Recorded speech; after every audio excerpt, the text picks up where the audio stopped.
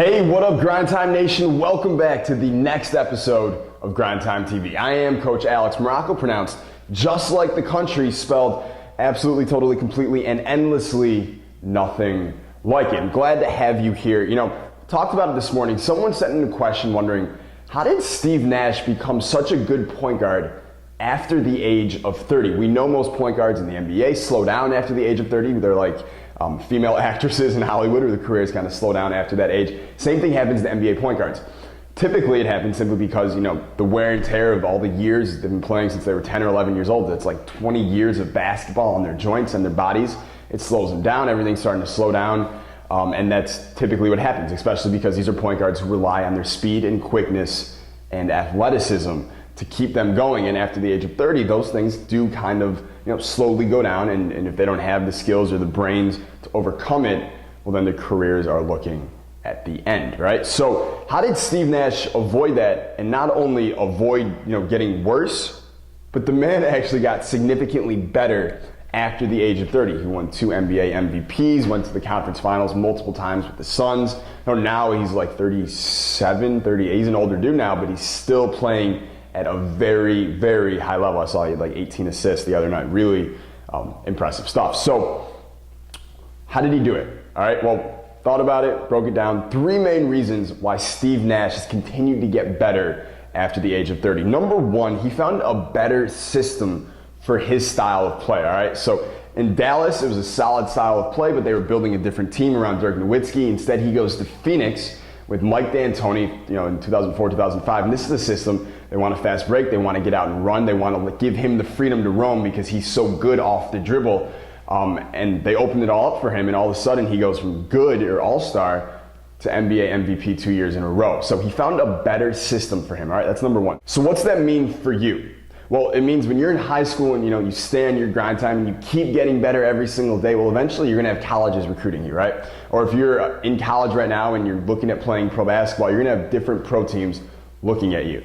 You can't just choose the school that your mom wants you to go to, or gets the most national TV appearances or something like that. You need to choose the school that has the best system for you. That needs to be a big part of your decision, because when you get there, if you're playing in a system that's not right for your style of play or isn't perfect for your style of play, if you're a guy who likes to get out and run and shoot a lot of threes, and this is a slow him down, throw it in the post every single time type of team, it's not going to work for you. So make sure you are choosing, just like Steve Nash, the right system for your style of play. Number 2, he got smarter with his training. He realized that most point guards do slow down after the age of 30, and he was like, hell no, I need to fix this. So what he did was he found a trainer named Rick Celebrini. Rick Celebrini is a guy from British Columbia. He's a well-known physiotherapist, and they together worked on his movement pattern training, his movement efficiency. They broke down basically how he moved, changed the direction, all of his fakes, his step backs, his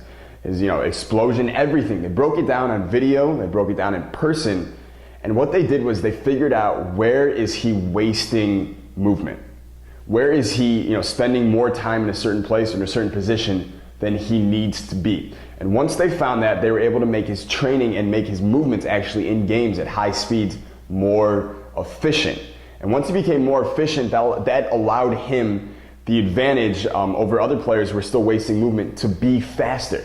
Okay, so for a guy who's not necessarily the most fast or most quick or most athletic or most explosive player, naturally, he found this edge over all these other point guards, and that's what's given him this advantage over all these other guys in the league who are faster and stronger and quicker. It's because they're still wasting movement, and he's as efficient as he can possibly be. So for you, what does that mean? Well, obviously, you want to increase your movement efficiency. You want to work on your movement patterns and get all that stuff done right, so you're not wasting movement either, but you're very efficient on the court. But even at a bigger conceptual level, it means you need to train smarter, not harder. All right, and that's a big part of the grind time mentality. It's not just about working out 8 hours a day in the gym, because that doesn't work. Anyone can spend 8 hours a day in the gym, and they're not necessarily going to get better. It's about training smarter, not harder. And that's what I do with all my programs. It's about being smart, not necessarily just putting a bunch of time in the gym so you can say you put a bunch of time in the gym. All right. The number 3, and I think this is kind of one that flies under the radar, but I think it's really important to understand.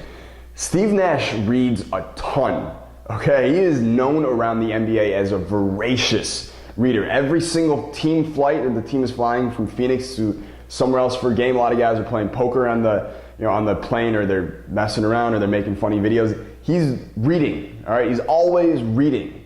What that does, it's making him smarter. He's learning more, and I think that helps his mental game on the court. Right, Steve Nash is one of the smartest point guards of all time, and I 100% believe with every ounce of my being, a lot of it has to do with the fact that his mind is always growing at the same time as well. So what does that mean for you? Well, grind time players should always be reading at least one book at a time, all right? You can, unplug the TV. I promise you it's not making you a better player, but you open up a book, you go into a different world. It will help your mind grow, and it will help you on the court, all right? So those are the 3 reasons why Steve Nash has continued to get better after the age of 30, when everyone else after 30 is getting suckier and suckier, all right? So tomorrow, we're gonna have some fun. Why are slow players loving unguardable, and why are all the genetically gifted players starting to hate it?